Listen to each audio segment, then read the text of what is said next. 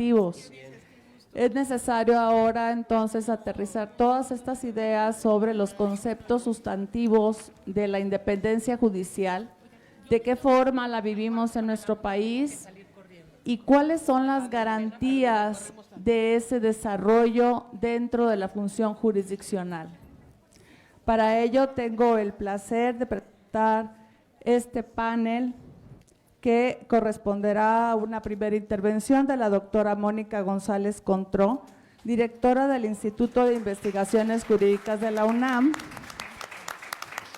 para continuar inmediatamente con la también brillante exposición de la magistrada Roselena González Tirado del capítulo México de la IAU, por supuesto, exconsejera del Consejo de la Judicatura Federal y actualmente magistrada, por supuesto, del propio Poder Judicial de la Federación. Del magistrado y maestro, amigo además, Ariel Alberto Rojas Caballero, adscrito al primer tribunal colegiado en materia administrativa y de trabajo en Guanajuato.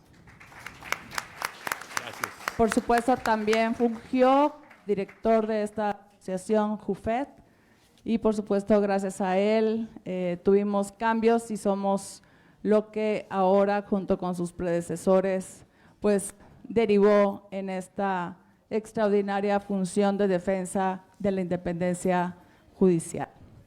Por último tendremos también tanto al maestro Víctor Olea Peláez, presidente de la Barra Mexicana, Colegio de Abogados, Asociación Civil, para quien también pido un caluroso aplauso. Y al doctor Elías Huerta Payas, presidente de la Asociación Nacional de Doctores en Derecho. Muchas gracias por su reconocimiento. Bien, ahora demos paso y recibamos al doctor Ariel Alberto Rojas Caballero, magistrado de circuito.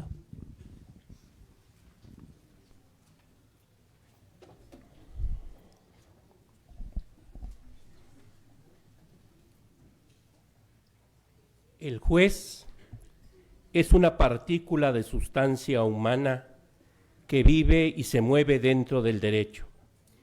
Y si esta partícula de sustancia humana tiene dignidad y jerarquía espiritual, el derecho tendrá dignidad y jerarquía espiritual. Pero si el juez, como hombre, cede ante sus debilidades, el derecho cederá en su última y definitiva revelación. De la dignidad del juez depende la dignidad del derecho.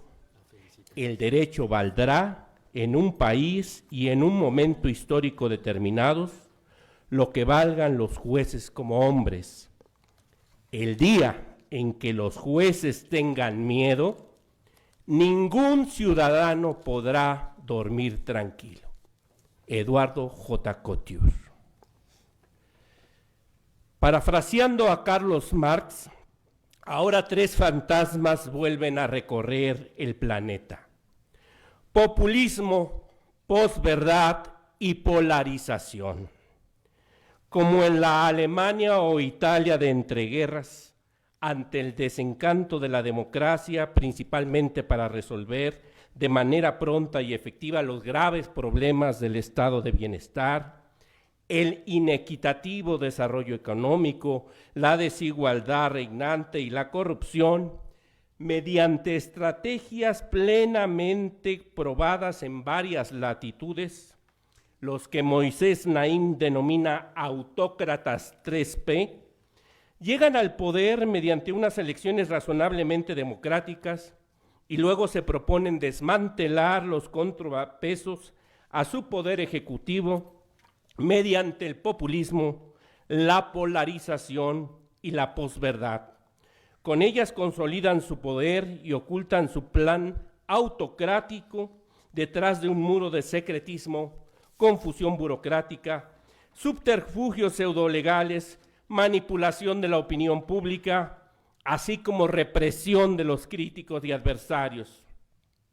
Cuando la máscara cae, ya es demasiado tarde.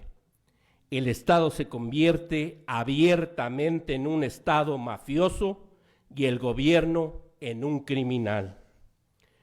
Como Hitler o Mussolini, la encarnación del populismo suele ser un líder carismático que encabeza la lucha contra las supuestas élites que oprimen al pueblo. El caudillismo mesiánico convierte a la política en un espectáculo donde sus seguidores se vuelven fans. El populismo, y aquí hay una definición que creo que es muy interesante, juega con las frustraciones, complejos, ilusiones, pasiones e ideales de las personas para prometer lo que es imposible, aprovechándose de la miseria de la gente, dejando absolutamente afuera el pensamiento crítico, la razón y la lógica en la toma de decisiones. Se manipula descaradamente con el hambre y la pobreza de la gente para imponer una dictadura. Varios autores han coincidido en señalar varios rasgos que marcan a estos autócratas 3P, que en alguna medida se han llevado a cabo en varias latitudes del planeta y se están instrumentando dramáticamente en otras. Víctor Orbán en Hungría, Jaroslav Kaczynski en Polonia, Vladimir Putin en Rusia, Recep Tayyip Erdogan en Turquía, Hugo Chávez y Nicolás Maduro en Venezuela, Rafael Correa en Ecuador, Evo Morales en Bolivia, Daniel Ortega en Nicaragua, Nayib Bukele en El Salvador y Donald Trump en los Estados Unidos.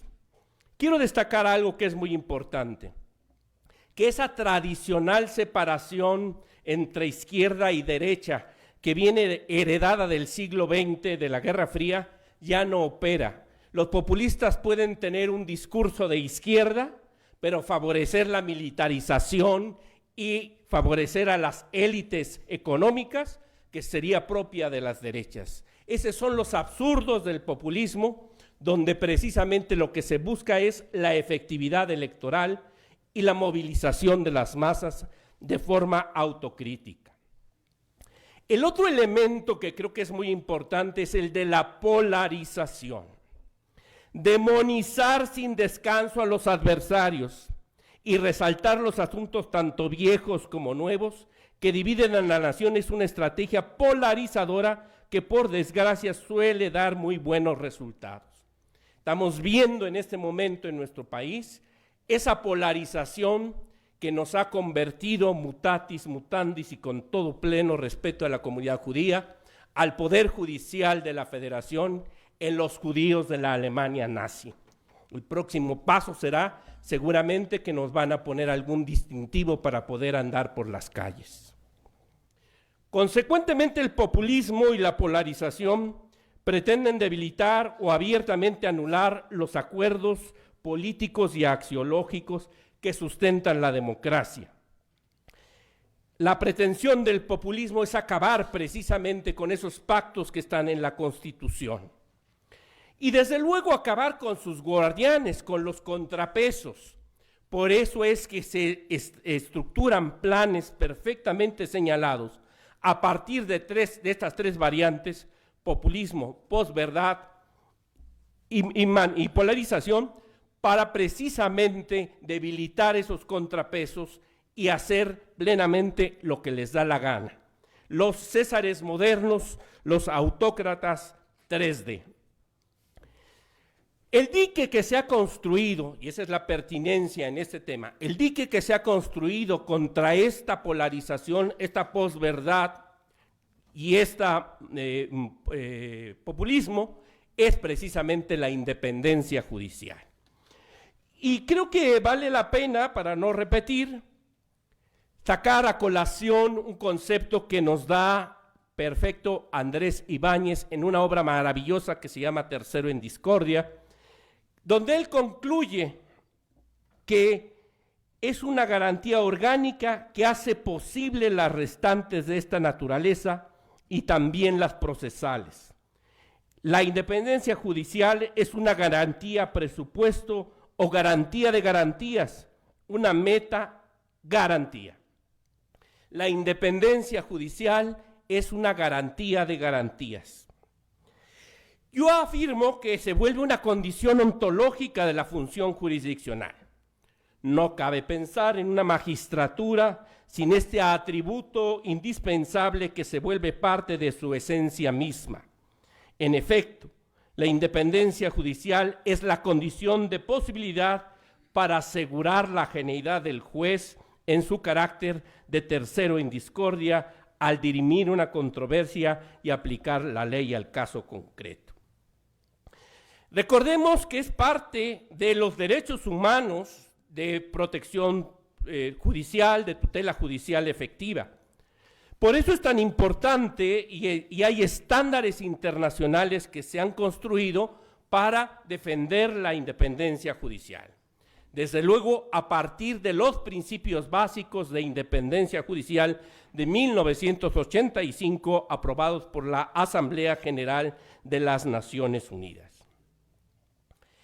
El problema que se ha presentado dentro de los ambientes judiciales ante los ataques persistentes de los autócratas 3P es que si los jueces, desde el punto de vista de la ética judicial, debemos defender la independencia judicial.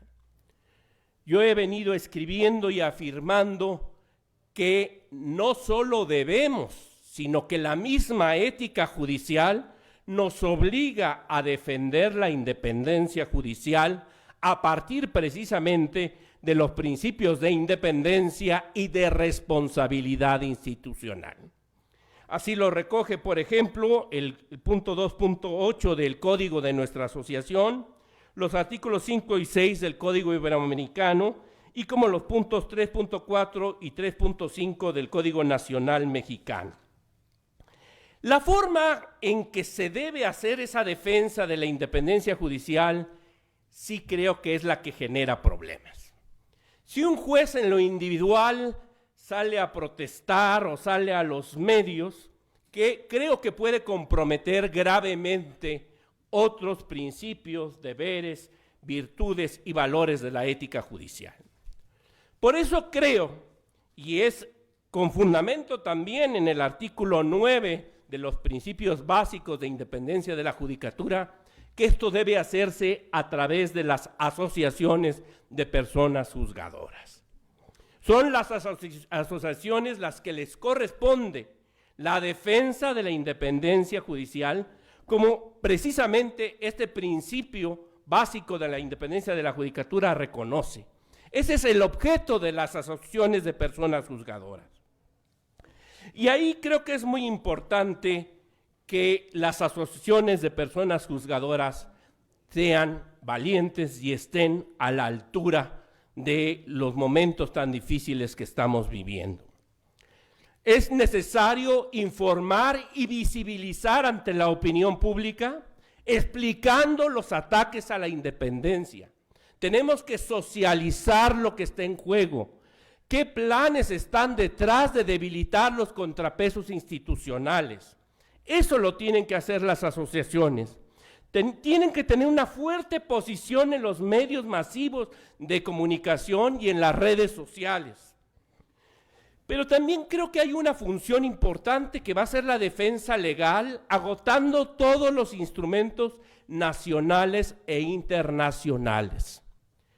Creo que es un momento donde la unión de las asociaciones de personas juzgadoras a nivel internacional, los contactos con la relatora de las Naciones Unidas para la Independencia, con la propia Comisión de Derechos Humanos, pero también con los socios comerciales de los países.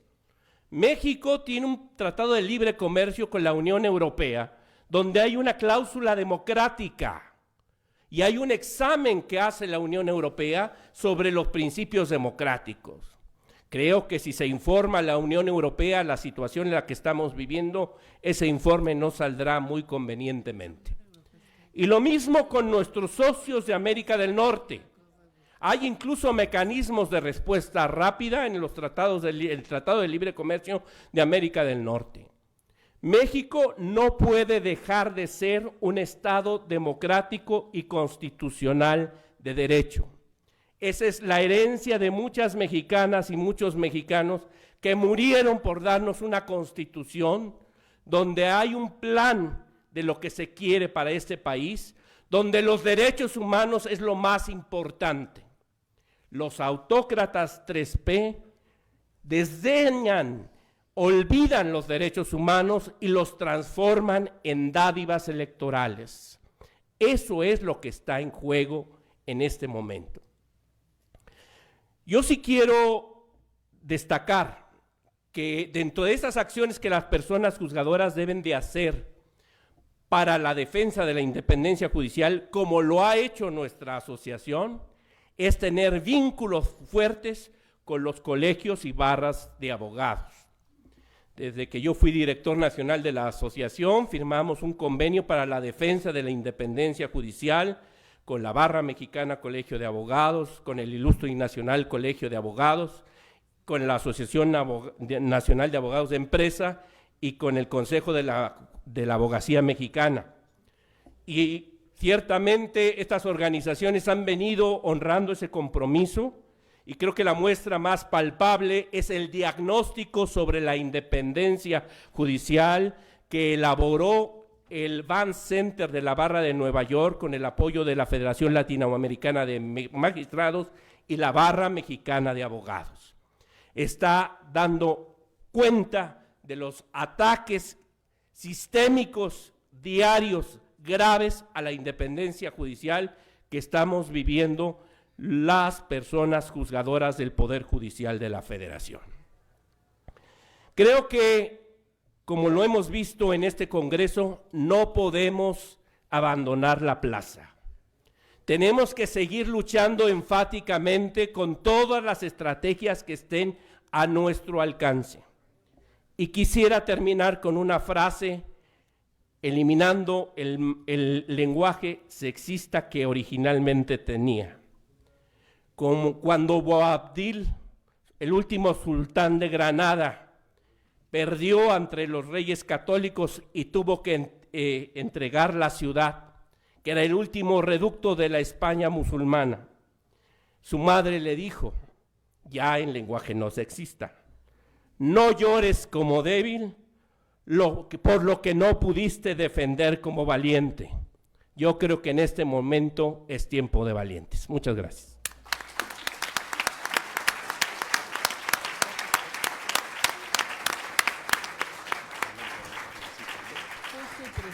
Muchas gracias. Sin duda una visión a partir de la judicatura al tener pues la función de magistrado de circuito.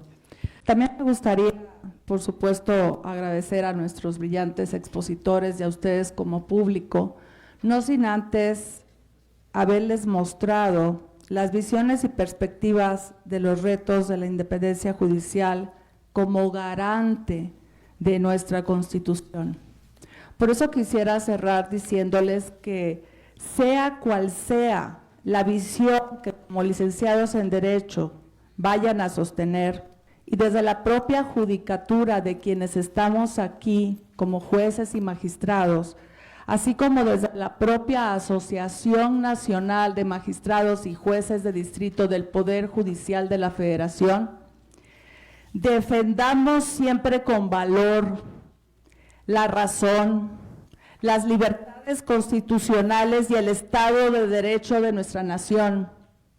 Es decir, defendamos la independencia judicial. Nuestra patria lo demanda. Muchas gracias.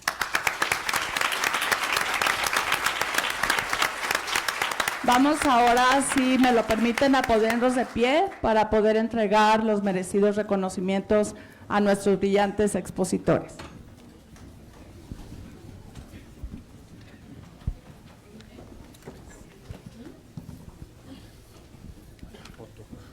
A nombre de la Asociación Nacional de Magistrados de Circuito y Jueces de Distrito del Poder Judicial de la Federación, señora magistrada, es un honor otorgarle el siguiente reconocimiento. Muchas gracias. Al contrario. Maestro y amigo, doctor Ariel Alberto Rojas Caballero. ¿Le quitaron el Alberto? No, sí está. Muchas gracias.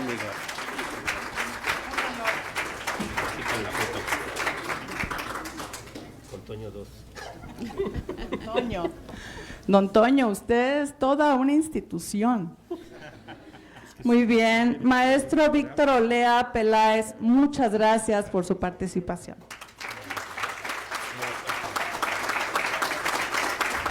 Finalmente, doctor Elías Huerta Cijas. ¿Lo estoy diciendo bien? Está bien, sí. Muchas gracias, doctor. Y muchas gracias a todos ustedes por recibirnos en la Casa de las Libertades y en la Casa del Pensamiento. Nos pensamos quedar por acá si ustedes nos siguen admitiendo, en defensa de todos nuestros derechos y con el placer de compartir con ustedes la razón y el conocimiento. Muchas gracias en nombre de la JUFET. México, Cuba, Universidad, ¡Goya!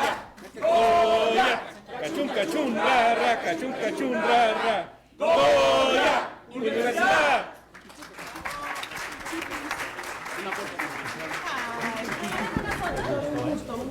¿Qué quieren foto, Víctor? Vente, decir.